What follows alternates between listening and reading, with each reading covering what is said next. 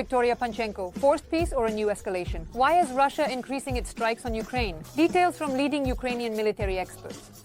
Shocking statement from Zelensky. There will be even more drones and missiles in Ukraine. Russia has decided on possible timelines for ending the war. A loud statement was made by Lavrov's office. I'll share all the details in just a moment. Hello, Ukraine Today. I'm Victoria Panchenko, and here are the latest events.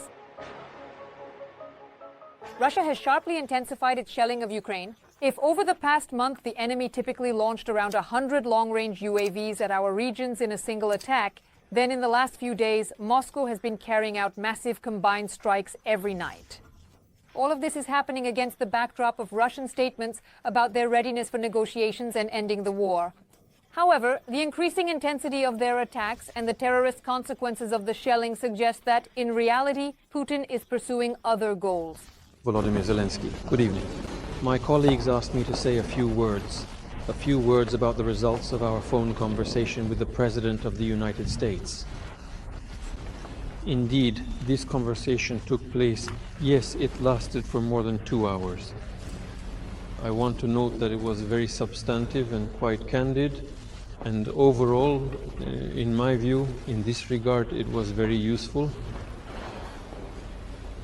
First of all, I thank the President of the United States for the support from the US side in resuming direct negotiations between Russia and Ukraine regarding the possible conclusion of a peace agreement, regarding the resumption of talks that, as is known, were interrupted by the Ukrainian side back in 2022. The President of the United States expressed his official position regarding the cessation of hostilities, a comprehensive ceasefire, and for his part also specifically noted that Russia too supports a peaceful and diplomatic resolution of the ongoing Ukrainian crisis. We simply need to carefully determine the most effective and practical ways to move forward toward achieving peace. We agreed with the President of the United States that Russia will propose and is fully prepared and ready to work together with the Ukrainian side on a detailed memorandum regarding a possible future peace agreement, carefully outlining a number of important positions, such as, for example, the fundamental principles of settlement, the anticipated time frame for a possible peace agreement, and so on, including, among other things, the possibility of a ceasefire for a certain period of time if the relevant agreements are reached. Volodymyr Zelensky, by the way, the contacts between the participants of the meeting and negotiations in Istanbul have resumed, and this gives reason to believe that we are generally on the right track. Thank you. Once again, I want to take a moment to emphasize that the conversation we had was not only very constructive, but also extremely productive and insightful. I truly appreciate the positive and open exchange of ideas, and I rate this discussion very highly because of the valuable perspectives that were shared.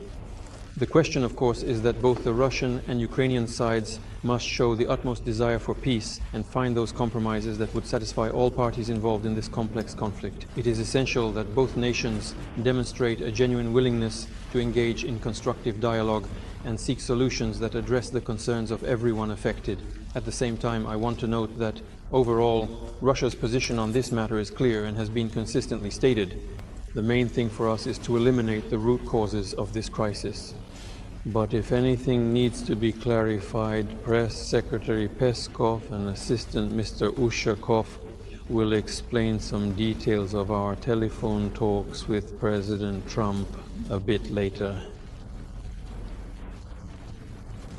Victoria Panchenko. It is noteworthy that Lavrov's office stated that the memorandum will specify possible timelines for ending the war. The spokesperson for the Russian Foreign Ministry, Maria Zakharova, stated that the Russian Federation is continuing work on the draft memorandum, which will outline the principles, and most likely it refers to the latest Russian conditions and timelines for resolving the war, as well as terms for a ceasefire. According to her, as soon as the memorandum is prepared, it will be sent to Kyiv. But peace and a ceasefire, as understood by the Russians, as we already know and experience ourselves, means hundreds of strikes on Ukraine every day. Over the past 3 days, the enemy has been attacking Ukrainian cities with missiles and drones every night. On the night of May 25th to 26th, the Russians sent a record number of long-range UAVs at Ukraine, 355, breaking their previous record from the night before. At that time, they had launched 298 drones. On the night of May 23rd to 24th, the air forces of the Russian Federation struck Ukraine with 14 Iskander-type ballistic missiles. In addition, 250 UAVs were launched at Ukrainian cities, of which the Ukrainian air forces neutralized 245.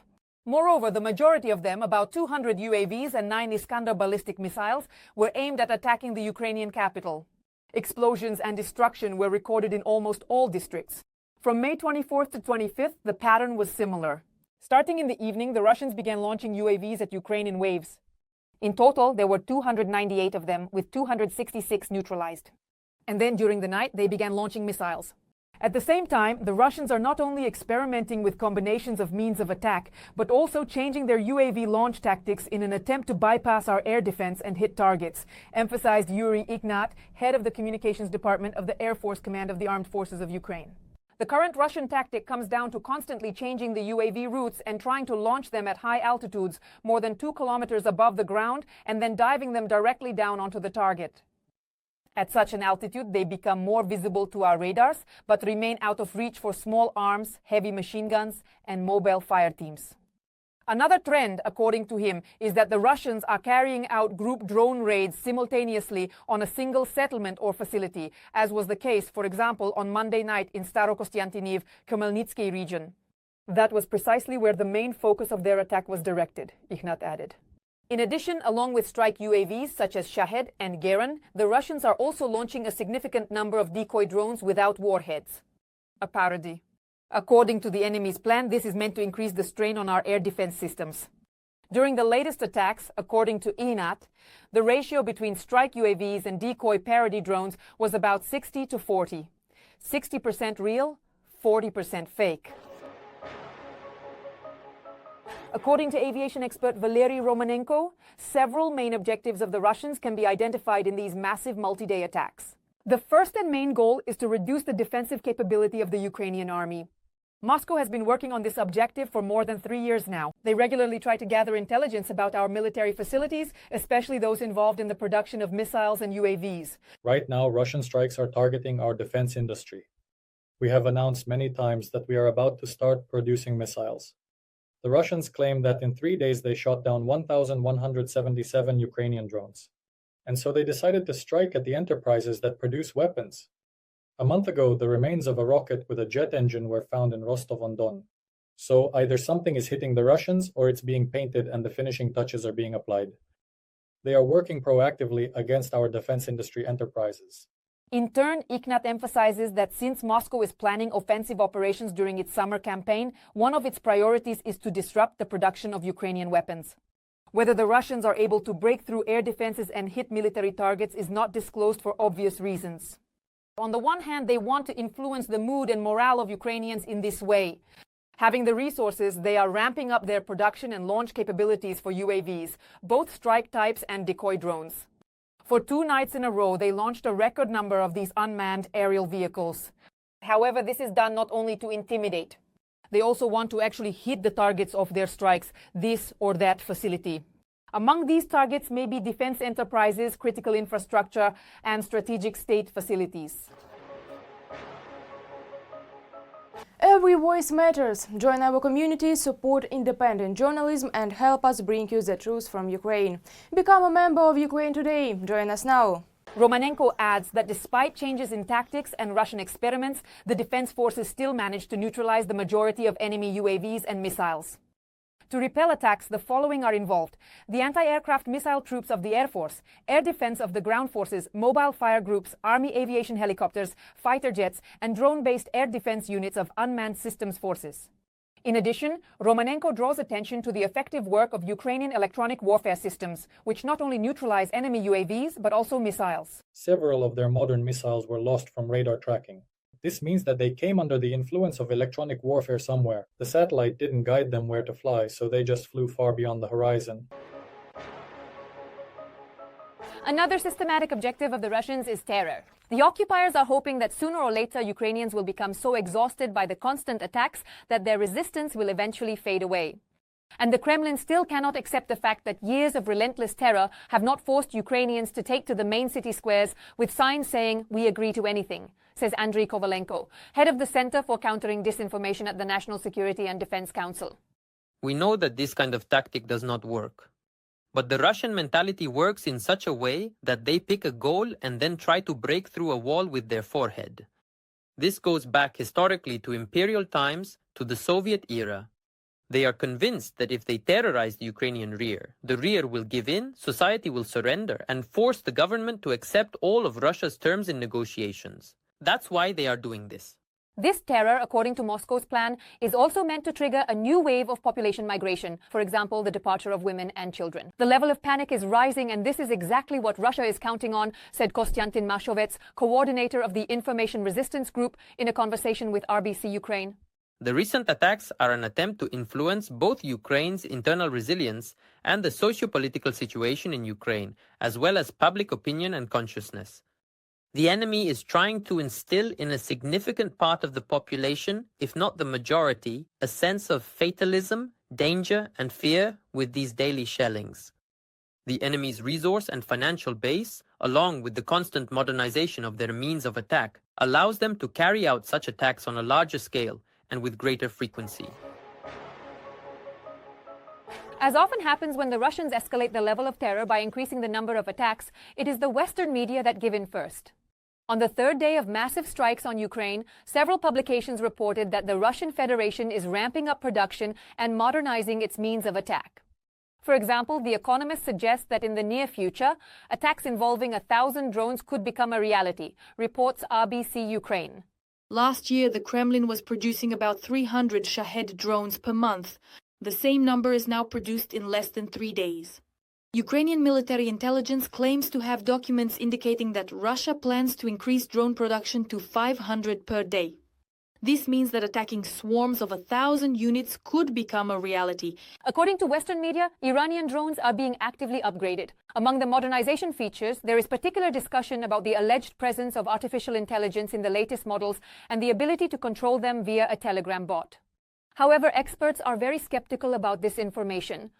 Indeed, the Shaheds are constantly being improved, but it's important to understand that controlling a Shahed via a mobile network is pure science fiction. A Shahed is a fire-and-forget type weapon. After launch, the operator has no connection whatsoever with this strike device. How would they control it via satellite? No, the Shahed does not have a satellite communication system. If it did, it would be more expensive than cruise missiles. Shaheds are usually launched at predetermined coordinates toward a designated target. It is not controlled in real time, although we have found cameras, startlings, and SIM cards on some individual units. So the Russians are experimenting with control. But these were isolated cases. The enemy is indeed focusing on ballistic missiles, changing the ratio between them and cruise missiles. One possible reason is that Western fighter jets can intercept cruise missiles, but not ballistic ones. For that, Patriots are suitable, but their ammunition is limited. And the issue is not only that they are supplied in small quantities, but primarily that they can't be produced fast enough. Fighter jets don't work against ballistic missiles, and the Russians want to kill Ukrainians. Well, that's the kind of people they are, and this needs to be taken into account. That's why they're betting on increasing production. General Skibitsky said that the Russians plan to produce 750 ballistic missiles this year. Meanwhile, Ukraine is barely managing to replenish its air defense supplies. However, the United States recently approved Germany's intention to transfer 100 Patriot air defense missiles to Kyiv. In addition, Berlin plans to supply Ukraine with long-range Taurus missiles, which will further complicate the situation for Russia. The president of Ukraine has also announced the scaling up of drone and missile production in Ukraine.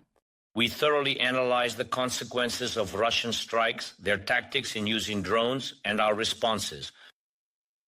I have instructed to significantly increase our production of interceptor drones, and we will attract more funding from our partners for this purpose. We are preparing the relevant updates. I have also instructed to allocate separate funding for our Ukrainian ballistic program to accelerate missile production.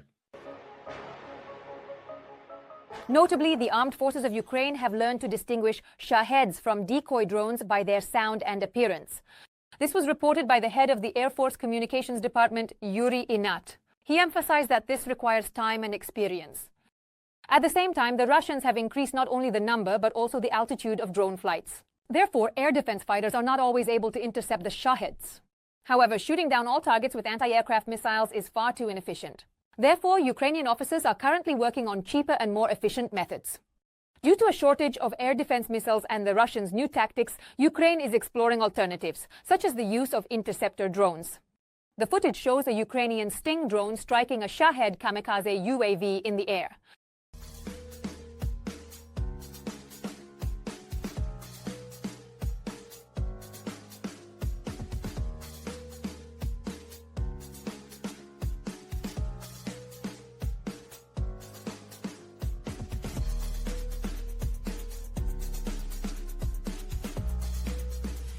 Latvia has also supplied Ukraine with 1,500 UAVs as part of the drone coalition. This was reported by Latvia's Minister of Defense Andris Spruds.